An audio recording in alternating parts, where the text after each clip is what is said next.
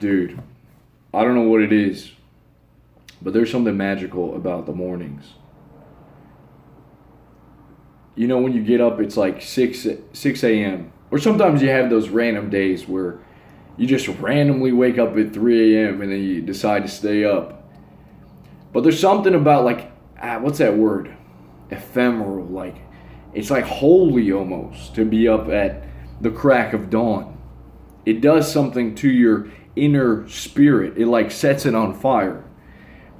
And I've always, I have trouble, to be honest, guys. I have this problem where I tell myself that morning I'm going to bed at 11. I'm waking up at 6. Or I'm going to bed and then I find myself, it's like 12:30 a.m. I'm tossing and turning, trying not to look at my phone. Still can't get to sleep. So, but like I said, there's a reason that I want to get up, not just because of all these guys telling me to. What is that Jocko guy waking up at 4 a.m. every morning, but just to get up to experience that and set the soul on fire. I think there's, that's a time to recenter yourself, to ground yourself, to get that vision clear. And a lot of times when I get up, I've been doing this. Maybe you guys can relate. Like I'll lay there for a little bit longer. Instead of just jumping out of bed, I'll lay there and I'll sort of coach myself in a way. Or I'll get up and stand by the window. But I don't just immediately jump into action. I like to think a little bit. And I've also keep a notebook around that I can just write in. So whenever I get thoughts or something that I need to do, I just, boom, I put it down. But writing in a journal is a big part of self-development, and a lot of great men have had and kept journals in their life. I think that doing that first thing in the morning, not just awakening to the day, but awakening to your journal and letting those thoughts pour out. Oftentimes, I will go to bed and I'll give my mind like a problem. Like I'll be thinking about a problem. It's in my subconscious. I'll be like, all right, we gotta go to sleep and we gotta think about this at night. And then when we wake up, hopefully you've thought that through while you had 8 hours to dream and go to Wonderland. Hopefully your brain's doing something. And I do think it is. I think it was Thomas Edison that said, never go to bed without first making a request to your subconscious. Because there's something going on there. There's something, it's the cogs are turning. It's working stuff out. And maybe dreams are just like that. Dreams are working things out in a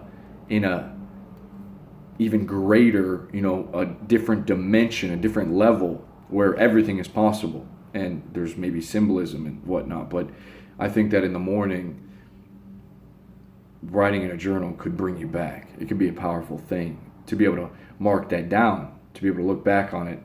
I read this quote right here. It's called, write a diary or journal. Do it for 3 months. Keep it private so you can be totally honest. Record your thoughts, impressions, and feelings. After 3 months, review your work. See what it teaches you about your true inner feelings. What changes should you make to your life? What changes should you make to your life? Every man's memory is his private literature. Aldous Huxley. So, it lets you track, just like your workouts. It lets you progress. What else can I do? And just to be convicted of what you're doing, instead of just waking up and not really. Part of what gratitude is for me is recognizing the opportunities that are available to me in my life. If I don't have gratitude, I seem to not even. If I don't exercise or practice gratitude, I'm just stumbling around in the dark. And so I never really have these revelations and these insights. It's like, wow, like this is your life right now. What good can you do with it? What can you possibly do with it? I had this thought today while walking. And I was thinking, how many millions, let's say millions of men that are dead, or maybe, they're 70 or 80, 60 even, 50, whatever. How many of these guys would give everything, all their millions, all their riches and stuff, to be in my position now. Think about that, dude. That's kind of mind-blowing. They would give every amount of wealth that they ever acquired just to be in the position that I'm in. Most likely that you're in. You know, you're young, you're healthy, you don't have that much experience, you haven't fucked up too badly, you're not a complete degenerate. You know, there's some hope for you, man. You're curious, you're learning. How many people would give anything to be in this position that you're in? And that for me is sort of resembling gratitude. And again, in the morning, I'm almost awaking to a feeling of gratitude.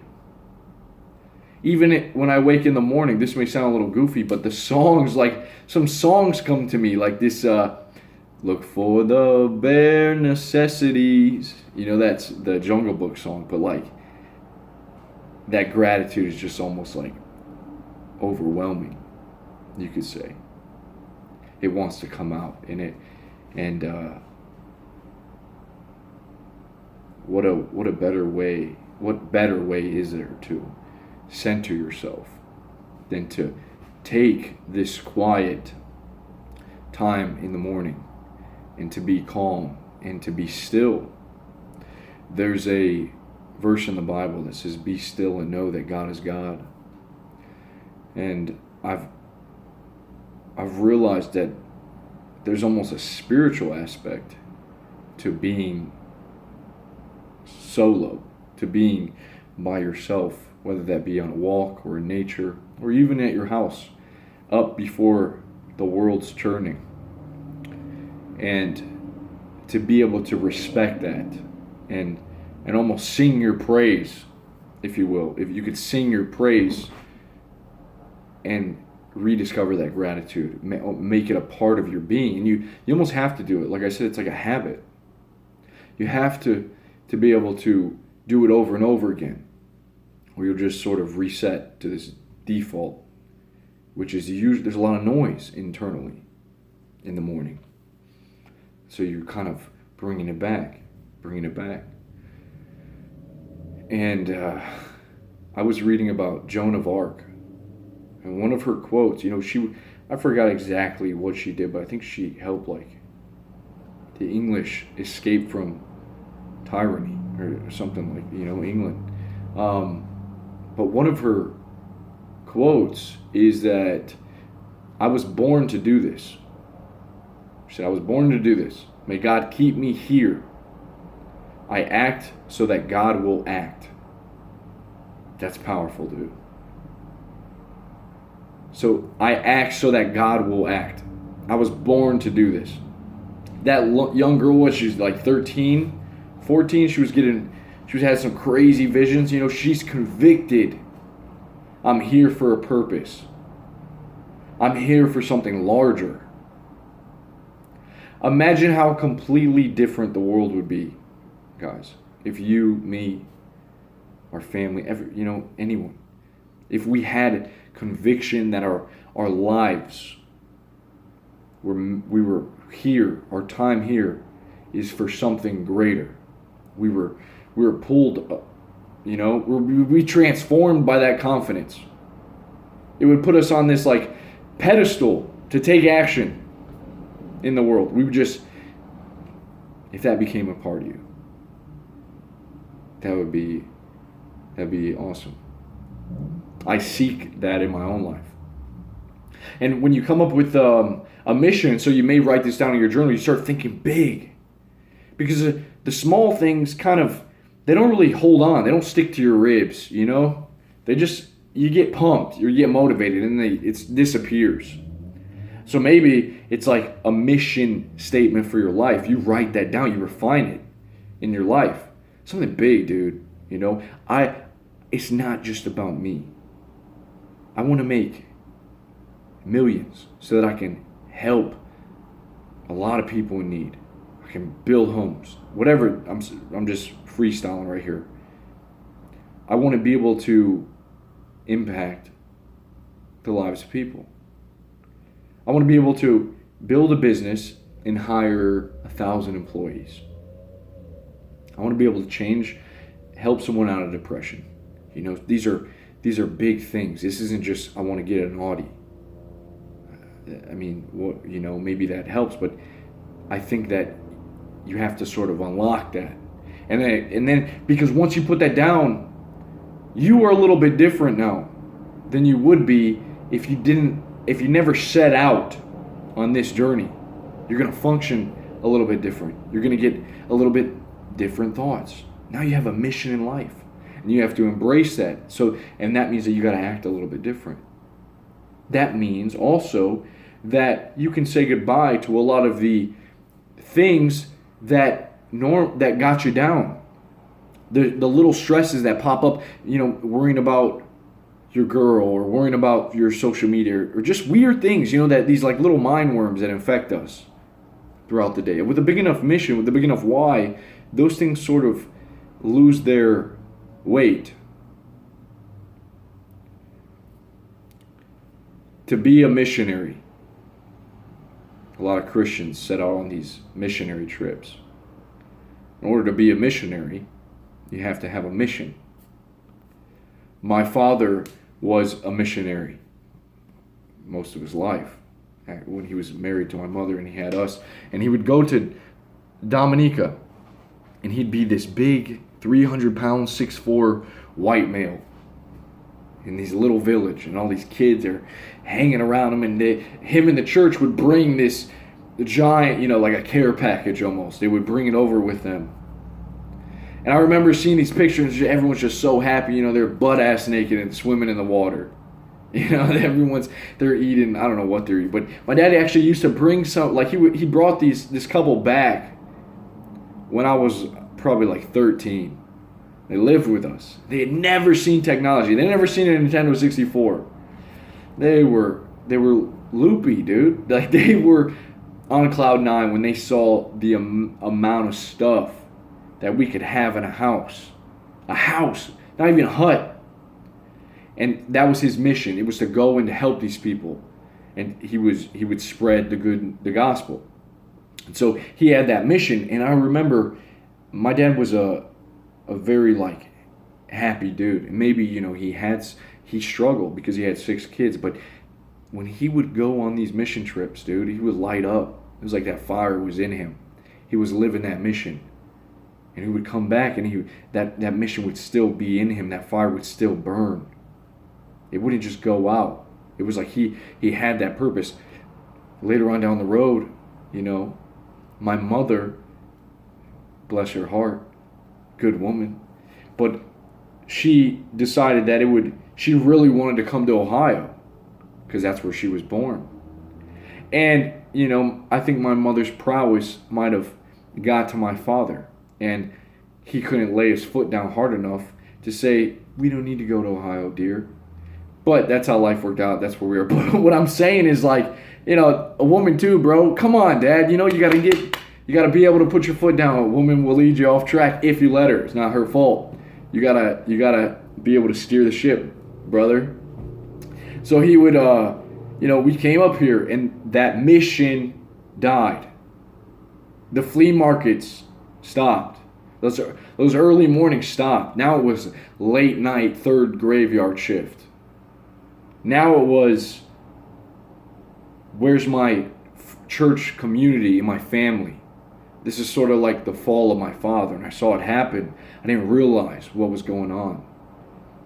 And that's when he turned to the drugs. That's when his health got out of control. That's when he started sleeping in later. That's when my mother started to treat him a little bit different. As a kid, I didn't know what was going on. But it was sort of like this disrespect that was showing its face. It was sort of like this contempt that was entering the relationship. I always, felt for my dad, and I felt how hard it must be to come to a state where it snows and not to be able to go outdoors and sell your junk, not to be able to hit up the garage sales like you used to do and do the flea markets and buy storage units. There's storage sales. All he would just go to. He was the man, dude. He was the fucking man. Came up here and I saw him just fall apart. And I think that showed me that you have to be on your mission. And we have to sort of constantly recenter ourselves and refocus ourselves if we're going to stay on that path. Because the road's narrow. And there will be distractions. And there will be bad days. There will be days where you forget or you just are not motivated. You lose the long-term sight. You forget the goals. Maybe you feel it in your body. And what I believe journaling and arising, awaking to the day, it's not just awaking to the dawn, but the dawn awakens in us. A sort of the spirit, the warrior spirit, to be able to go back and think big and to experience gratitude and to be able to plan and to be able to take a moment with the gods, with God, to be able to be reverent and have that spiritual aspect to your life. Maybe you do yoga or you drink some hot tea and you read and you meditate. It's sort of that conjuring, that momentum building, this spring inside of you. And so, awake with the dawn. Awake into a journal. All right, guys, that's what I want to talk to you about, and I'm gonna do that, man. I'm gonna start doing that every day. Just get it out, just awaken. Who knows what our brains have to talk to us about. I'll see you guys soon. Peace.